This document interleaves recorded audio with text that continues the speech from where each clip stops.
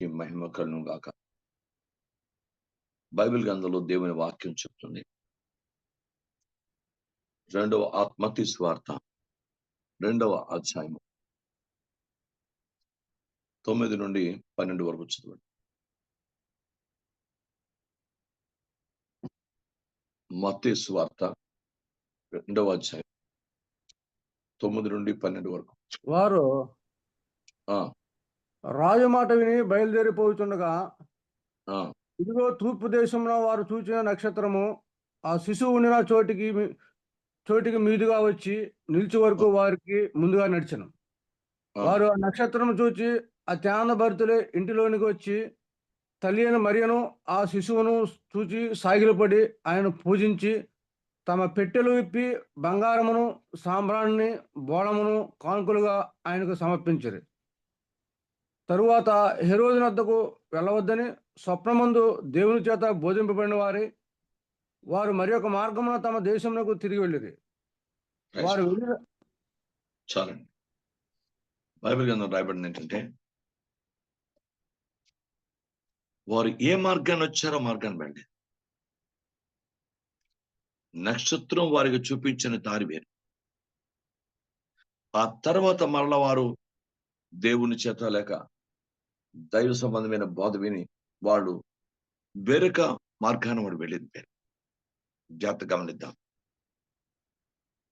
మనందరం నేర్చుకుందాం తండ్రి పాదాల దగ్గర. వారు హేరోదు నొద్దకు వెళ్ళవద్దని స్వప్నమందు దేవుని చేత బోధించబడిన వారే. జాగ్రత్త గమనిద్దాం. వాళ్ళు స్వప్నమందు బోధించబడితేనే అంత ఉన్నతంగా వాక్యాన్ని కాకుండా డైరెక్ట్ గానే బోధిస్తున్నారు దైవ సేవకులు. యావత్ ప్రపంచంలో క్రైస్తవ సమాజానికి డైరెక్ట్ గా దేవుని సేవకులు బోధిస్తున్నారు. అయ్యా, మీరు అపవాదికి చోటు ఇవ్వకుడిని డైరెక్ట్ గానే సేవకులు బోధిస్తున్నారు. గొప్ప గొప్ప దైవజనులు, దేవుని బిడ్డలు అందరూ దైవ పరిచారం చాలా మంది బోధిస్తారు. బైబిల్ స్వప్నమందు దేవుని చేత బోధించబడిన వారే. దేవుడు డైరెక్ట్ గానే తన ప్రవక్తల ద్వారా, తన సేవకుల ద్వారా, తన స్వార్థికులు, కాపరులు, అపోస్తులు, ప్రవక్తలు, ఉపదేశకుల ద్వారా మాట్లాడుతుంటున్నాడు. అయినా ప్రజలు లోబడిన స్థితి ఉండట్లేదు. కానీ స్వప్నమందు బోధించబడ్డారు జ్ఞానులు. నువ్వు మళ్ళీ హేరోదు నద్దకు వెళ్ళొద్దు. ఎందుకు? హేరోదు అతను చంప చూస్తున్నాడు. సాతానికి సాదృశ్యంగా ఉన్నాడు. దైవ చిత్తాన్ని అతిక్రమించే పరిస్థితిలో ఉన్నాడు. ప్రభు నామాన్ని అవమానపరిచే యోచనలు చేస్తున్నాడు. మీరు ఆ ప్రాంతానికి మరి ఆయన దగ్గరికి తిరిగి వెళ్ళకండి. చూడండి, బైబిల్ గ్రంథాన్ని పరిశీలించండి. దేవుని వాక్యం చెప్తుంది, మనం ఏ మార్గాన్ని నుంచి వచ్చాం, ఏ మార్గంలోంచి మనకు దేవుడు త్రోవ చూపించి ఈ చక్కని పురమునకు లేక యేసుక్రీస్తు నద్దకు తీసుకొచ్చాడు. మళ్ళీ ప్రాచీన స్థితికి వెళ్ళే పరిస్థితి మన దగ్గర రాకూడదు. అది జాగ్రత్తపడాలి. దేవునికి స్తోత్రం. బైబిల్ గ్రంథాన్ని జాగ్రత్త గమనించండి. అలా ప్రాచీన స్థితికి వెళ్ళినటువంటి గొప్ప రాజులు, యూదా రాజులు, ఇస్రాయేల్ రాజులు, లేక ప్రపంచంలో అనేక మంది, యెరోబాము, సొలొమోను, రకరకాల రాజులు కూడా వారు తొట్టిల్లి పడిపోయినట్టు లేఖనాలు చెప్తున్నాయి. మనందరూ జాగ్రత్తగా జ్ఞాపకం చేసుకుందాం. మళ్ళీ మీరు ప్రాచీనత్వానికి ఎక్కడ వెళ్లే ప్రమాదం జరగకుండా మీ ప్రాచీనత్వాన్ని పూర్తిగా పాతి పెట్టేయాలి. దేవుని స్తోత్రం. ఏలియా దుప్పటిని తీసుకొచ్చి ఎలీషా మీద వేయగా, ఎలీషా బోధ లేకుండా, ఎలాంటి దైవ సంబంధమైనటువంటి బోధ లేకుండా అతడు ఏలియాను వెంబడించడానికి వెంటనే సిద్ధమైపోయి అప్పటికి 12 అరకలు దున్నుతున్నటువంటి పొలాన్ని విడిచిపెట్టి తనకున్నటువంటి ఎడ్లను, ఒకవేళ మళ్ళీ ఎడ్లు చూసి తనకు ప్రేరేపించబడకుండా వెంటనే ఆ ఎడ్లను చంపి వాటిని గొత్తి నెగలతో అవి కూర వండి అది అందరికి వాళ్ళకి వడ్డించి ఆయన బయలుదేరి ఏలియాను వెంబడించడానికి వచ్చాడు. ఎంత జాగ్రత్త పడ్డాడో చూడండి. మళ్ళీ ఒకవేళ నేను భూమిని చూసో, ఆ నాగలను చూసో, ఆ ఎడ్డను చూసో నేను మళ్ళీ వెనక్కి వెళతానేమో, ఆ ఆలోచన కూడా రాకుండా, అతని మీద ఆలోచన ప్రభావం పడకుండా దాన్ని చంపేశాడు. జాగ్రత్త గమనించాలి. అందుకే దేవుని వాక్యం చెప్తుంది, ఏలియా అతన్ని అడిగినప్పుడు, నన్ను దేవుడు సుడిగాలి చేత నన్ను పరలోకానికి తీసుకొని పోతున్నాడు కనుక నువ్వు కోరుకునేది ఏదైనా ఉంటే కోరుకో, నీకు ఇచ్చి పెడతాను దేవునితో అంటాడు. అది ఆయన బాధగా ఉంది. తన గురువు గారు తన దగ్గర నుంచి తీసుకొని పోబడుతున్నారు అంటే బాధగా ఉంది. కానీ అతను ఒక మాట అన్నాడు, సరే అడగాలి కనుక నీలో ఉన్న రెట్టింపు ఆత్మ నాకు అన్నాడు. ఎందుకు? ఇక్కడ మీరు జాగ్రత్తగా గమనించాలి. వాళ్ళిద్దరి మధ్య ఉన్న దైవిక అనుబంధం చాలా గొప్పది. దేవుని యొక్క ఆత్మ సంబంధం చాలా గొప్పది. ఏలియా అక్కడ కనీసం నేను దేవుడు పిలుస్తున్నాడు రా, నా తర్వాత నువ్వే ప్రవక్తగా ఉండు, దేవుడు అతను చెప్పింది నీకు బదులుగా ఎలీషాని, షాపాతు కుమారుడిని ఎలీషాని అభిషేకించమని. అక్కడ ఆ మాట కూడా చెప్పలేదు. బైబిల్ గ్రంథంలో ఉందండి, ఏలియా శరీరము మందు చేతపడ్డాడు, పరిశుద్ధం కాపాడుకున్నాడు. ఏలియా దేవుడు తనకిచ్చిన అభిషేకాన్ని కాపాడుకున్నాడు. ఏలియా తన కప్పుకుంటున్న దుప్పటి కూడా అంత పవర్ఫుల్ గా, దుప్పటి చెంగు దాటితేనే సేవకు లేవనెత్తబడినటువంటి స్థాయికి. ఆలోచించండి, మరి ఎంత పవర్ ఇచ్చాడు దేవుడు ఏలియాకి. దుప్పటి చెంగు తాకిందట, అతను సేవకు వచ్చాడు. పిలవలేదు, ప్రార్థన లేదు, అక్కడ ఒక బోధ లేదు, టీచింగ్ లాని ఏది గాని రమ్మన్నాడు రా అని చెప్పడం గాను ఏమీ లేదు. జస్ట్ దుప్పటి చెంగు తాకింది. ఎంత పవర్నిచ్చాడు. ఈ భక్తులంత దైవిక ఉండడానికి కారణం ఏంటి? వాళ్ళ ప్రాచీనత్వానికి ఎక్కడ ప్రాధాన్యత ఇవ్వలేదు, వాళ్ళ ప్రాచీన మనస్తత్వానికి ఎక్కడ ప్రాధాన్యత ఇవ్వలేదు, వాళ్ళ ప్రాచీన ఆలోచనలకు ప్రాధాన్యత ఇవ్వలేదు, వాళ్ళ ప్రాచీనటువంటి దేనికి వాళ్ళు ప్రాధాన్యత ఇవ్వలేదు. ఏదైతే పరమ తండ్రి దేవుడు వారిని ఏర్పరచుకున్నాడో, వారు ఏ పని మీద ఏర్పరచుకున్నాడో, ఏ పరిస్థితిలో వారిని పిలిచాడో, ఏ పరిస్థితిలో వారిని అభిషేకించాడో, ఏ కార్యాన్ని వారికి అప్పగించాడో, ఏ బాధ్యతలు వారికి అప్పగించాడో, ఏ చిత్తం దేవుని చిత్తం నెరవేర్చాలని వారిని ఆదేశించాడో, వాటి యందు వారు లగ్నమై వారి మనస్సులు నిమగ్నం చేసి వారు దేవుని దాన్ని బట్టి లోబడి వారు దేవునికి చిత్తాన్ని వాళ్ళు జరిగిస్తూ అంత అద్భుతంగా నవీనత్వానికి వాళ్ళు ఎదిగారు, కానీ ప్రాచీనత్వానికి ప్రాధాన్యత ఇవ్వలేదు. ఈనాడు చాలా క్రైస్తవ సంఘాలు, దైవ ప్రజలు మనందరం నేర్చుకుందాం.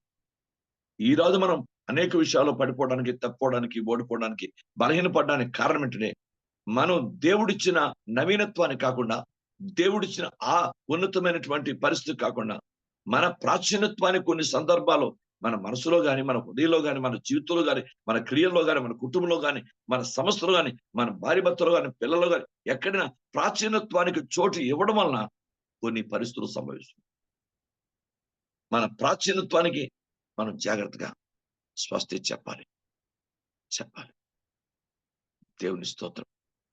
శిష్యులు కూడా యేసుక్రీస్తు వారు మరణించిన తర్వాత, పునరుత్థానమైన తర్వాత నేను మరలా చేపలు పట్టబోదును అనుకొని వెళ్ళిపోతారు. ఎప్పుడైతే పెద్దన్నయ్య పేతురు వెళ్ళాడో, ఆయన వెనకాతనే మిగతా వాళ్ళు కూడా వెళ్ళిపోయారు.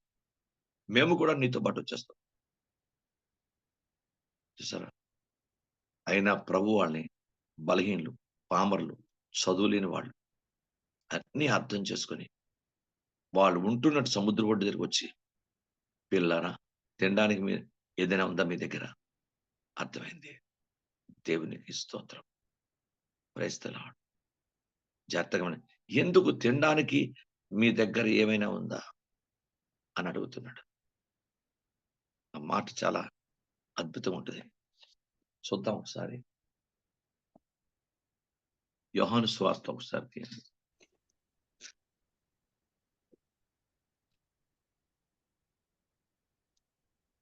21వ అధ్యాయం 3వ వచనం నుండి. నేను చేపలు పట్టబోదును.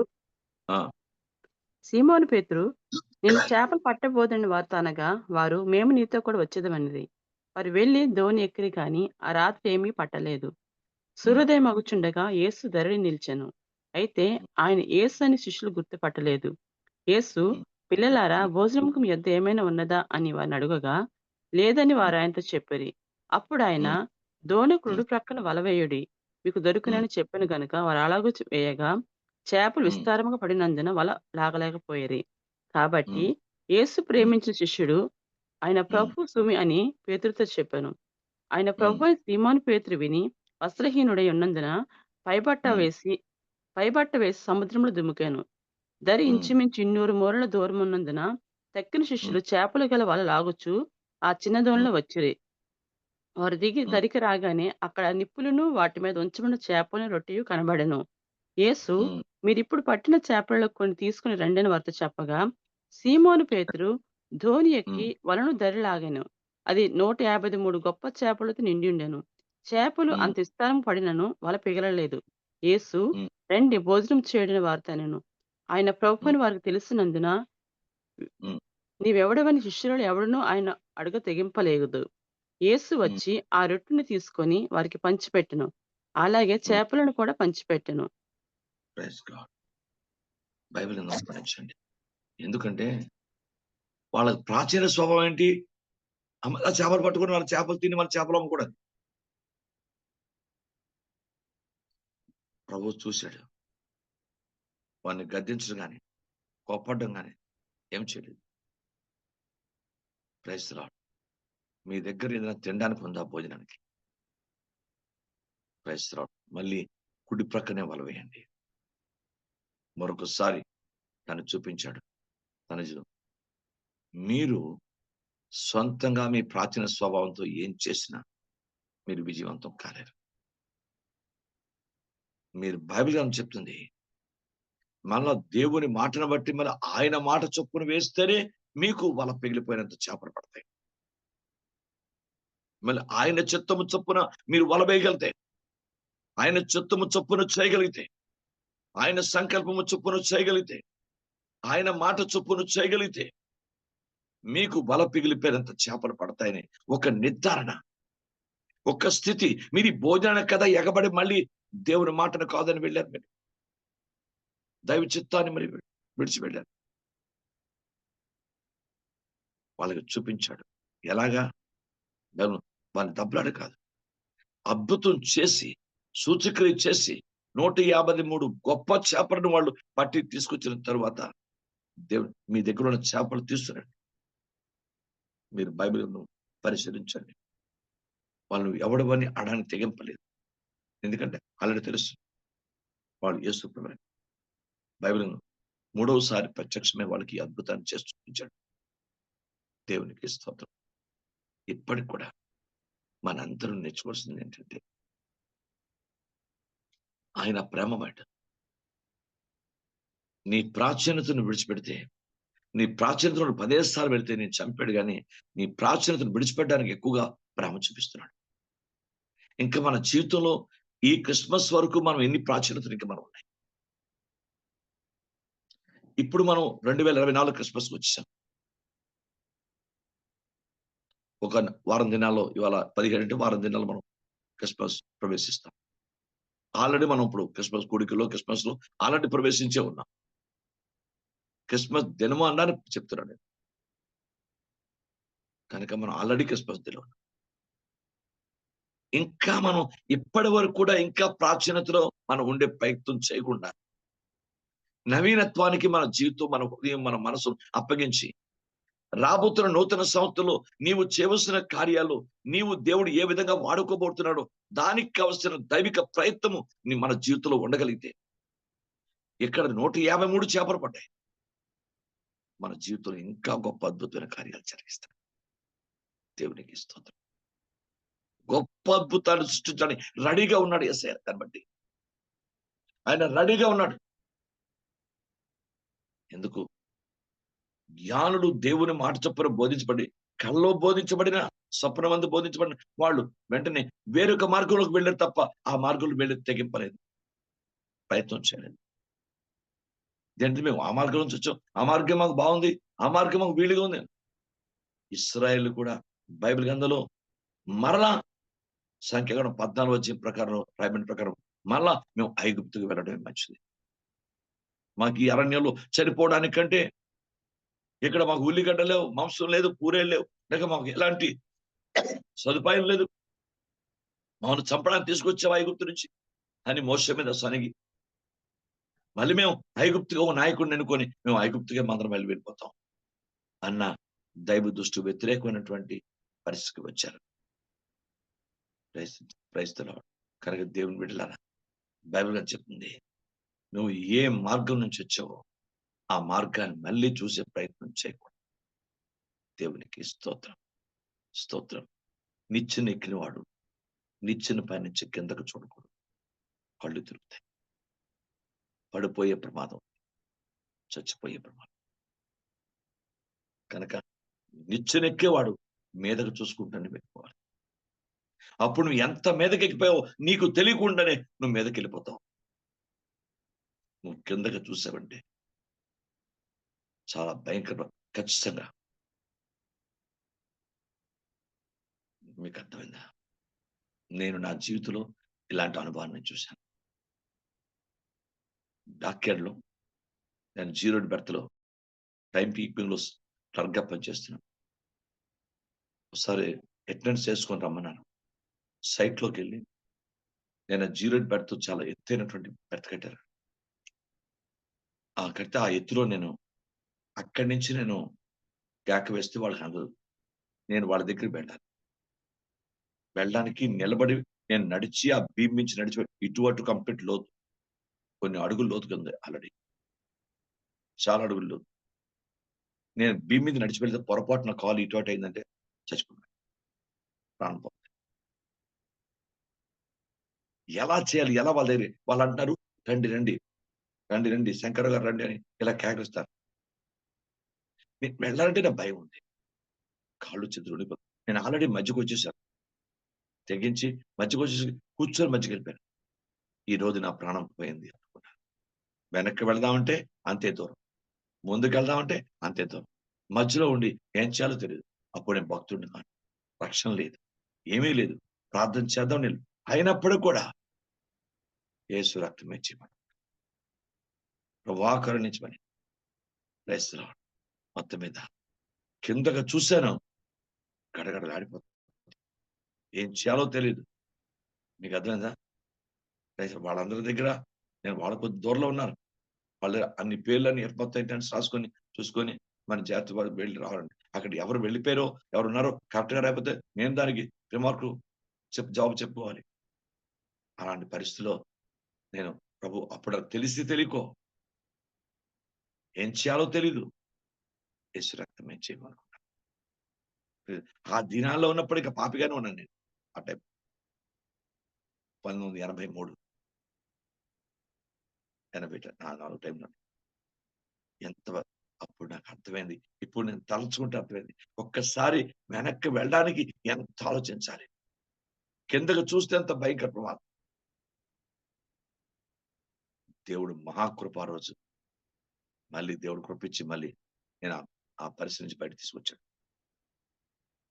బైబిల్ గ్రంథం చెప్తుందయ్యా, ఆ జ్ఞానులు బోధించబడి మరలా వాళ్ళు వచ్చిన మార్గాన్ని యేసుక్రీస్తుని ఉన్న చోటుకి ఏ నక్షత్రం నడిపించిందో మళ్ళా నక్షత్రం వారికి దారి చూపలేదు. కానీ వాళ్ళు వెళ్ళాలి, ఇప్పుడు వేరే మార్గాన్ని వెళ్ళాలి. వారు దేవుడి చేత బోధించబడ్డారు కనుక దేవుడే వాళ్ళకి వేరే మార్గం వెళ్ళడానికి కూడా కృప చూపిన వాడు కూడా దేవుడే. దేవునికి ఇస్తుంది. మళ్ళా హేరు సాతానంతకు వెళ్ళలేదు, అపవాదికి చోటీకుడి అని ఎఫ్ఎస్సీ గ్రంథం రాస్తున్నాడు. మన కుటుంబాల్లో కూడా మన అపవాదికి చాలాసార్లు మాట వల్ల, క్రియ వల్ల, తలంపు వల్ల, చూపు వల్ల, వినికిడి వల్ల, ఆలోచనలు మన అపవాదికి చోటు ఇచ్చేస్తున్నాం. దానివల్ల మనలో ఉన్న పరిశుద్ధాత్మ నెప్పించబడుతున్నాడు. తండ్రి పాదాల దగ్గర జ్ఞాపం చేసుకున్నాం, దేవా మళ్ళా వచ్చిన మార్గం తిని వెళ్ళకూడదు. పొరపాటు కూడా మార్గంలో ఆ క్రియలో దేని ద్వారా ఎవరి ఒత్తిడి ద్వారా ఏ పరిస్థితి కూడా మనం ప్రవేశించడానికి లేదు. మనకు దేవుడు ఒక నవీన మార్గాన్ని చూపించాడు, అలాగే ఒక సత్య మార్గాన్ని చూపించాడు, ఒక జీవ మార్గాన్ని చూపించాడు, ఒక అభిషేక మార్గాన్ని చూపించాడు, ఒక ఆశీర్వాద మార్గాన్ని చూపించాడు, ఒక శక్తివంత మార్గాన్ని చూపించాడు, ఒక పరలోక మార్గాన్ని చూపించాడు, ఒక దీవెన ప్రభుకి మహిమకరమైన మార్గాన్ని చూపించాడు దేవుడు ప్రభువారు. ఇంకా మార్గాన్ని మనం వెళ్ళాలి తప్ప వేరొక మార్గాన్ని వెళ్ళే ప్రయత్నం మన జీవితంలో చేయకూడదు. బైబిల్ గ్రంథం ఉంటాయి. మన ప్రాచీనత్వాన్ని మనం విడిచిపెట్టి తీరాలి. ఈ క్రిస్మస్ వరకు ఇంకా 2024 ఎప్పటిలో కూడా ఇంకా మనలో ప్రాచీనత్వం ఏదైనా ఉంటే ఆ ప్రాచీనత్వాన్ని చెప్పి మనం నూతన నవీన్ ఏదైతే దేవుడు మనకు అప్పగించిన మార్గం, అందుకే మన మార్గమును పరిశోధించుకుందాం, మన హృదయములు పరిశోధించుకుందాం అంటాడు విలాపవాక్యాలు 3:40. మన మార్గమును పరిశోధించుకుందాం, మన హృదయాలు పరిశోధించుకుందాం. మనం నూతన సంవత్సరంలోకి కొద్ది దినాల్లో మనం ప్రవేశించబోతున్నాం. 17 అంటే 14 దినాలు 13 దినాలు ఉన్నాయి. ఇంక మనం నూతన ఒక్కసారి మనం ప్రాచీనత్వం ఏదైనా ఉందా, ప్రాచీన ఆలోచనలు, ప్రాచీన ఉద్దేశాలు, ప్రాచీన మాటలు, ప్రాచీన క్రియలు, ప్రాచీన జీవితం ఏదైనా ఇంకా మన ఆటంకపరిచి నూతనత్వంలో ప్రవేశించకుండా నూతన ఆశీర్వాదం, నూతన అభిషేకం, నూతన దైవిక నిర్ణయాలతో మనం ముందుకు దూసుకుపోయే అనుభవాలకు వెళ్లకుండా మన దుష్టుడు ఎక్కడ ఆటంకపరుస్తున్నాడో జ్ఞాపకం చేసుకొని మనం ఉండాలని. ఆ జ్ఞానుడు అలా వెళ్ళారు కనుక వాడు దీవించబడ్డారు.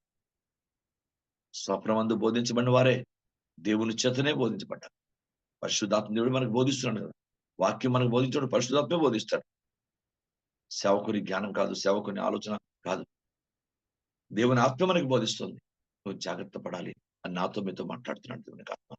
ఇంకా నీ ఆత్మీయ స్థితిని ఇంకా మెరుగుపడాలి, ఉన్నత స్థానానికి వెళ్ళాలి, ఎక్కడైతే ఎత్తాన్ని కొండలకు దేవుడిని ఎక్కించాలి అనుకున్నప్పుడు మనం ప్రాచీనత్వాన్ని పూర్తిగా ఛేదించాలి, తునీకరించాలి. మనం ఎలీషా తన ప్రాచీన ఎడ్లను కాల్చివేశాడు. బైబిల్ గ్రంథం. మళ్ళీ అబ్రహాం ఎప్పుడు ఊరన పట్టణానికి కానీ ఊరన పరిస్థితి కానీ వెళ్ళలేదు. దేవుని స్తోత్రం. బైబిల్ గ్రంథాన్ని పరిశీలించండి. దేవుని పాదల నాకు మీకు కూడా పరిశుద్ధ. మోషే ఏ ఐగుప్తు నుంచి వచ్చాడో ఐగుప్తుకి అధికారిగా వెళ్ళాడు, అభిషేకంతో వెళ్ళాడు, గొప్ప ఉన్నత స్థాయి నాయకునిగా వెళ్ళాడు తప్ప పొరపాటు కూడా మళ్ళీ మామూలు అక్కడ వెళ్ళలేదు. అది ఇశ్రాయేల్ని తీసుకురావడానికి వెళ్ళాడు. ఈరోజు మనం గమనించుకుందాం.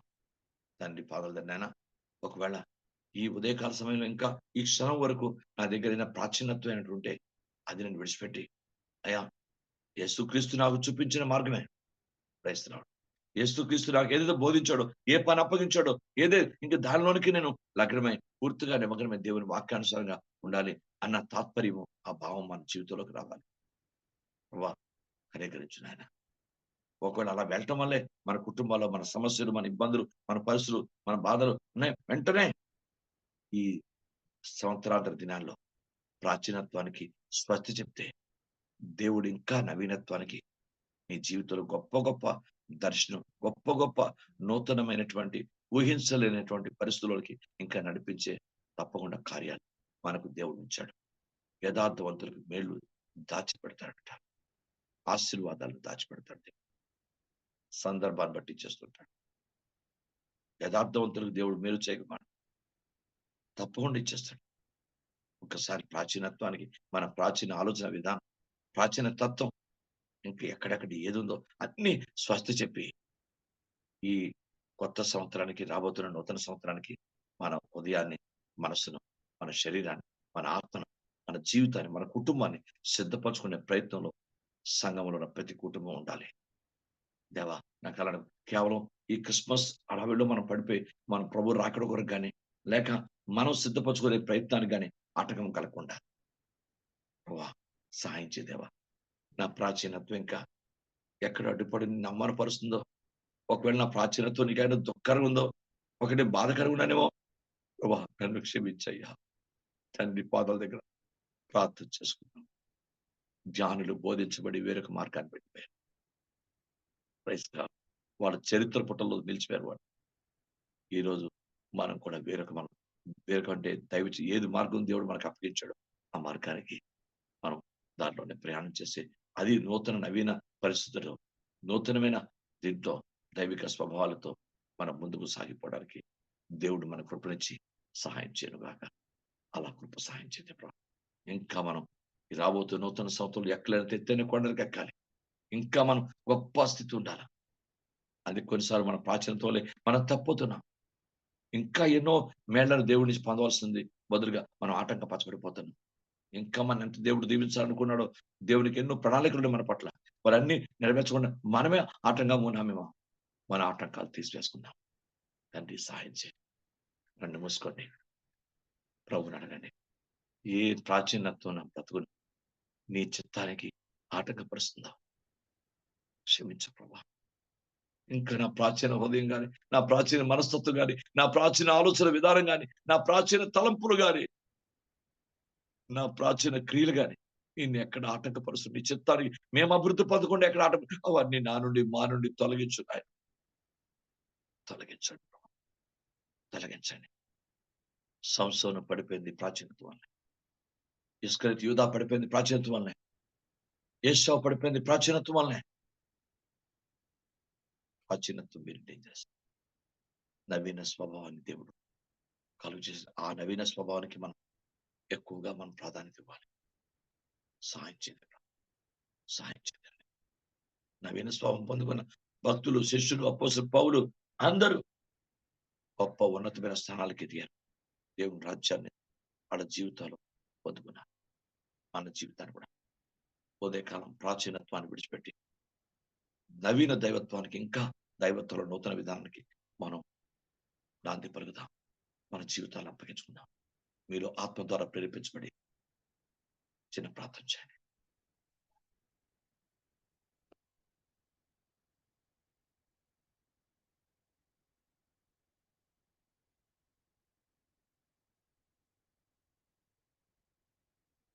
వాళ్ళు ఏ మార్గంలో వచ్చారో మార్గాన్ని వెళ్ళి వాళ్ళకి అర్థమైంది, ఈ మార్గం వెళితే మా పైకి రాత్రి వాళ్ళు స్వప్నమందు బోధించబడ్డారు. ప్రతిరోజు వాళ్ళ స్వప్నమందే బోధించబడ్డారు. మనం ప్రతిరోజు వాక్యం ద్వారా బోధించబడతాం. ప్రతి ఆదివారం బోధించబడుతున్నాం. ప్రతి శుక్రవారం బోధించబడుతున్నాం. దేవుడు ఎన్నోసార్లు పరిశుద్ధాత్మ మనం దర్శించి మాట్లాడుతున్నాం. మనం చూపిన అవిధేయత మనకు అనేక విషయాలు బాధ కలిగించే పరిస్థితులు కనుక దేవా నన్ను కరుణించిన నా పాపానికి నేను మీరు ప్రార్థన చేసుకున్నాను.